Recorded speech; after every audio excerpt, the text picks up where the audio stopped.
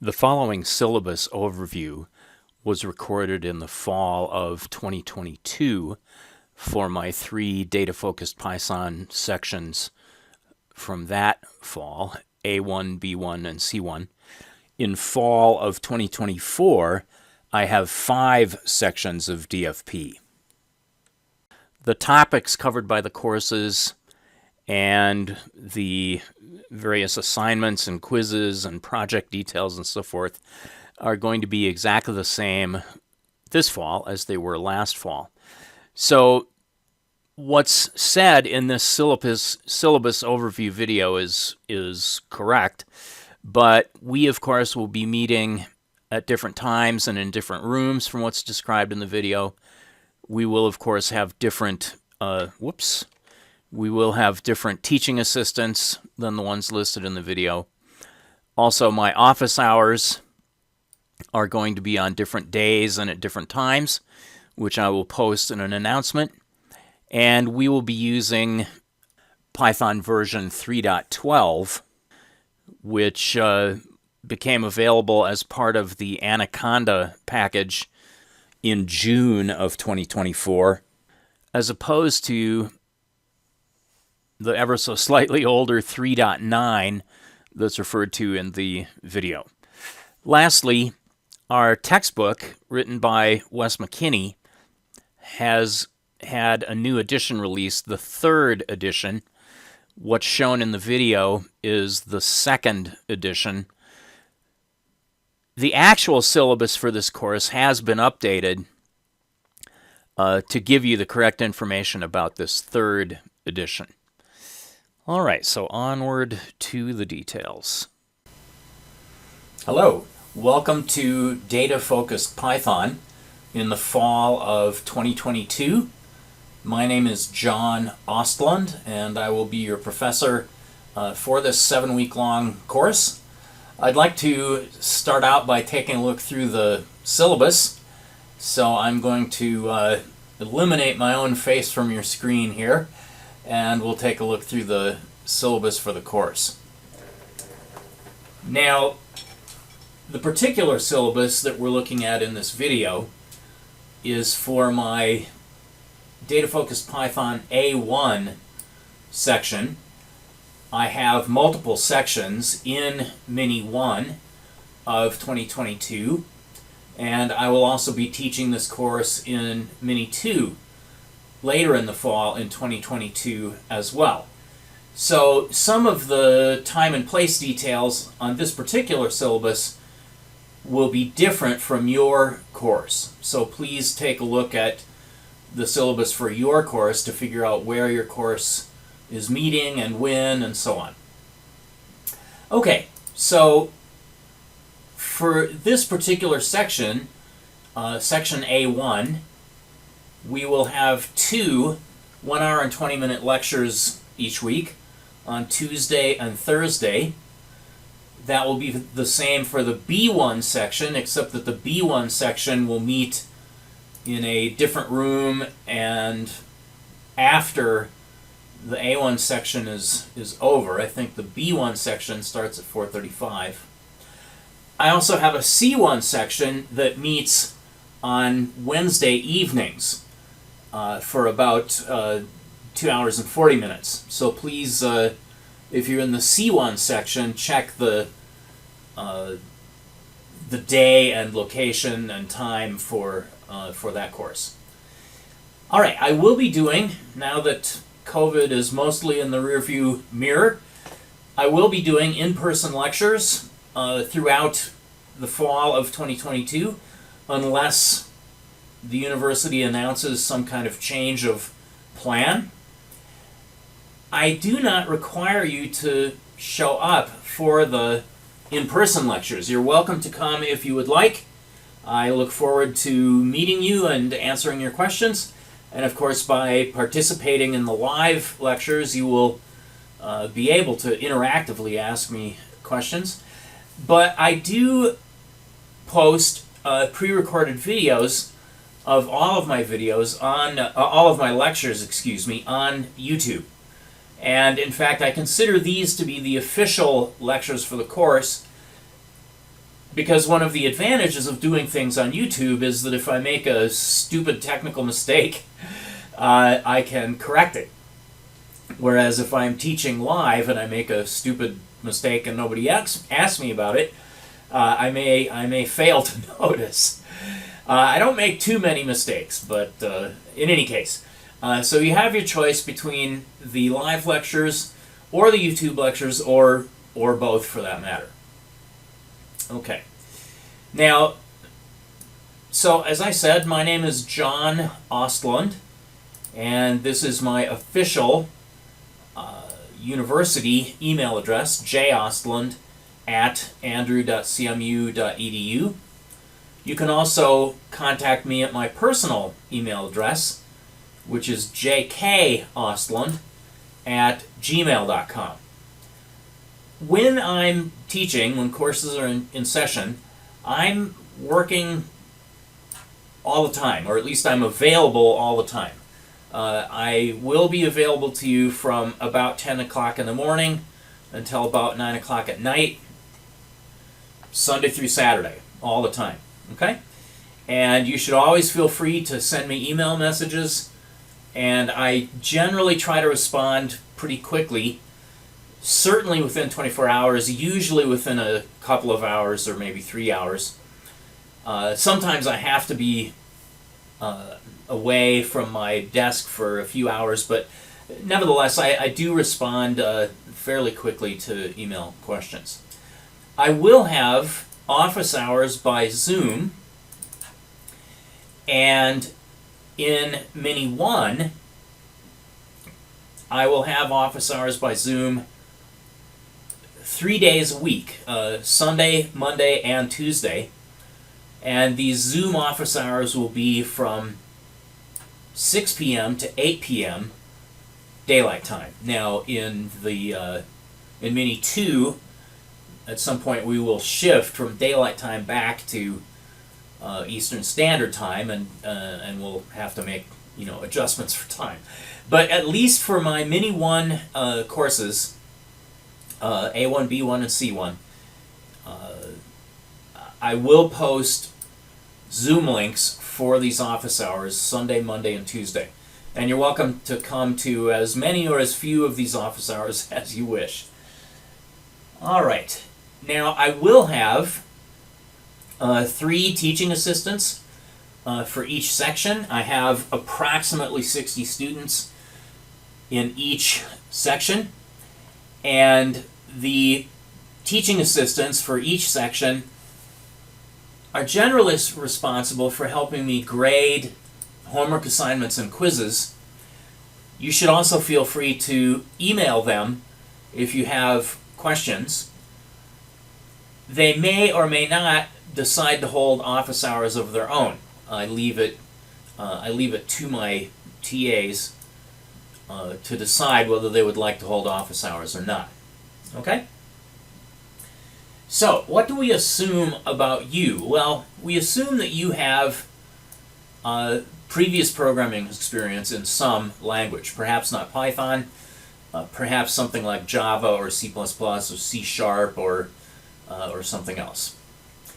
What we do in this class is to focus on fundamental computer programming skills using Python 3. Specifically, for this course, we're going to be using Python 3.9.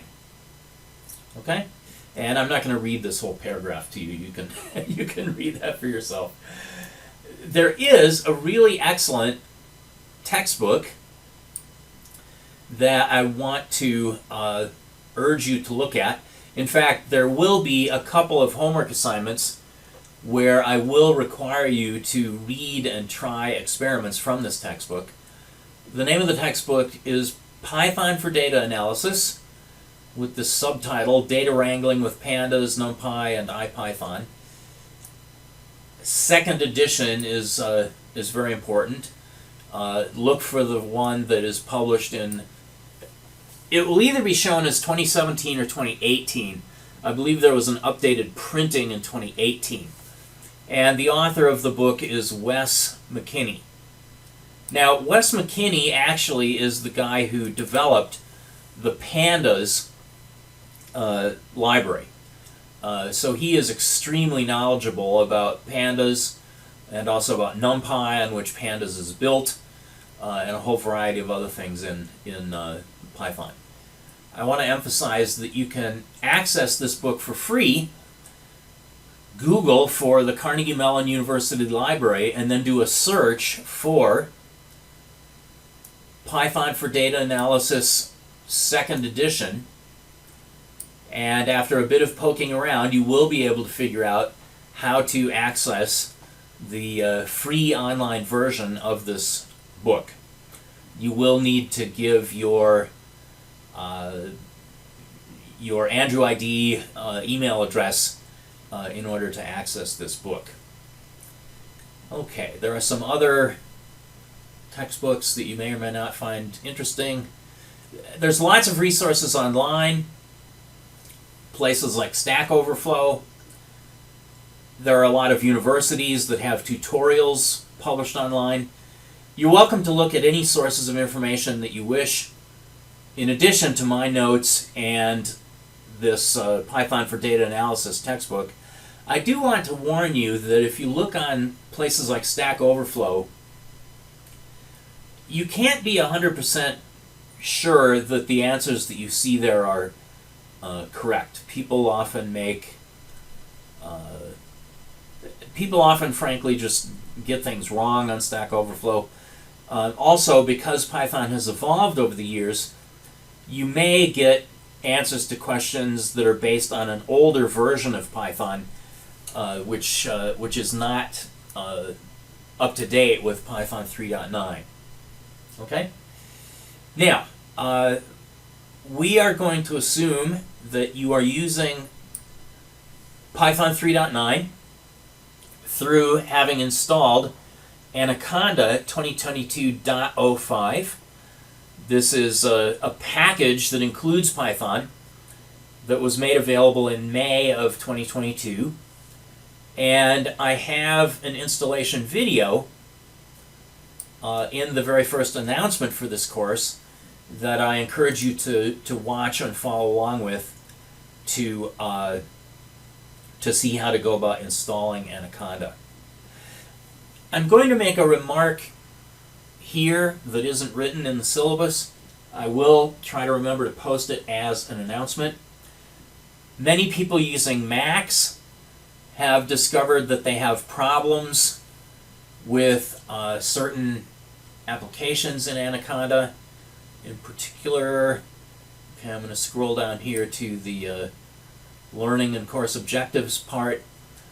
In particular, on a Mac, you may discover that these integrated development environments called idle, whoops, too many clicks, called idle and spider don't work correctly.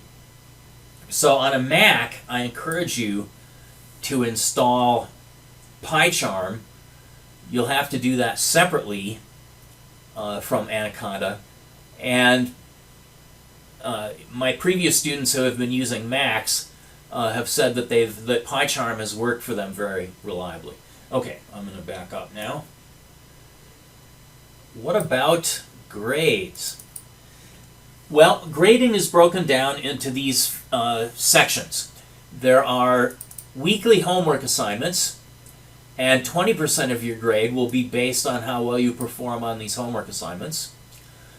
There will be bi-weekly quizzes.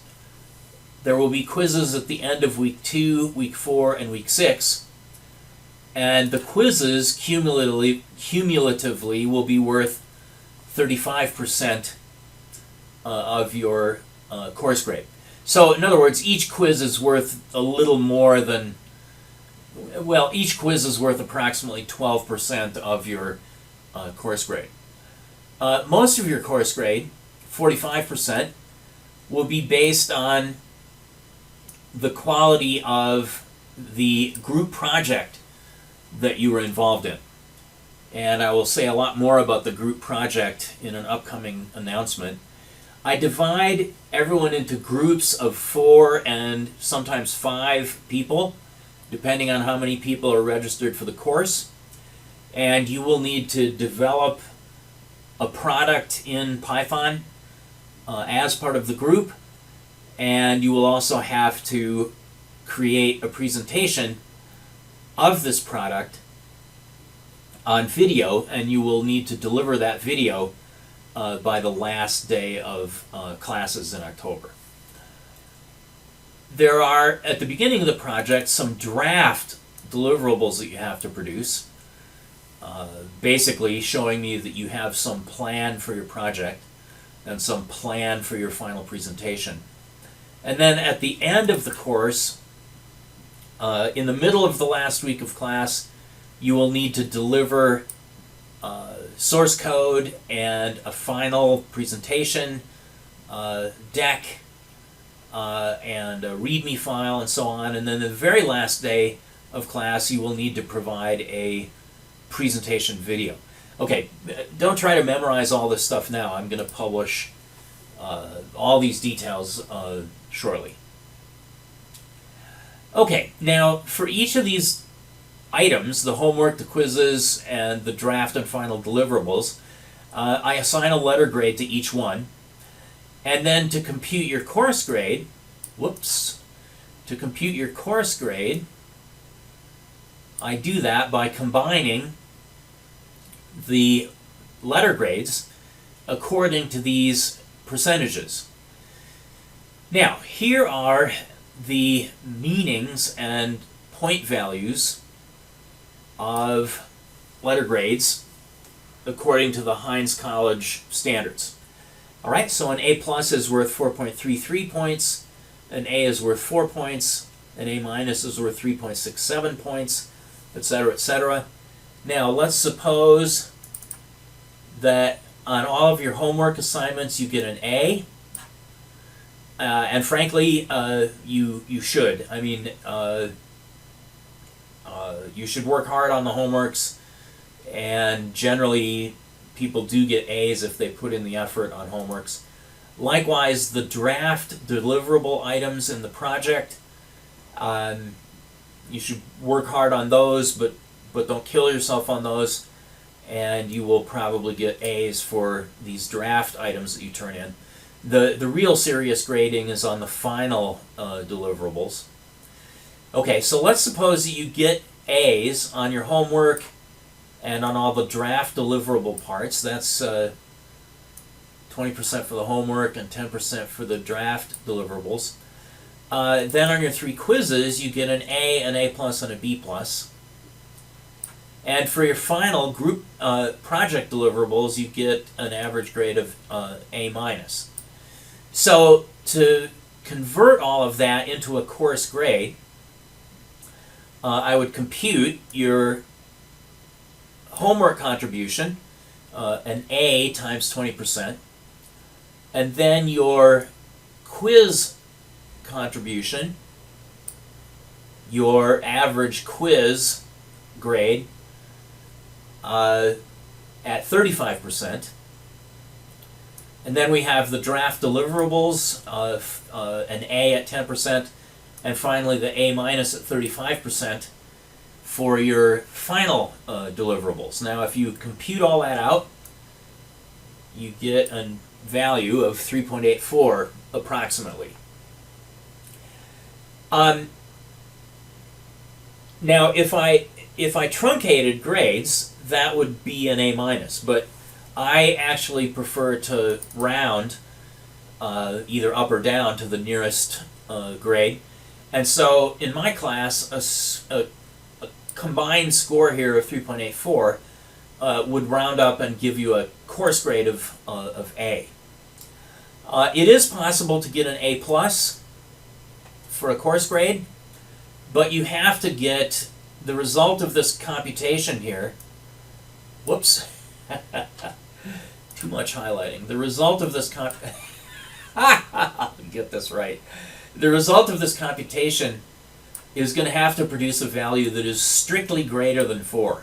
Okay?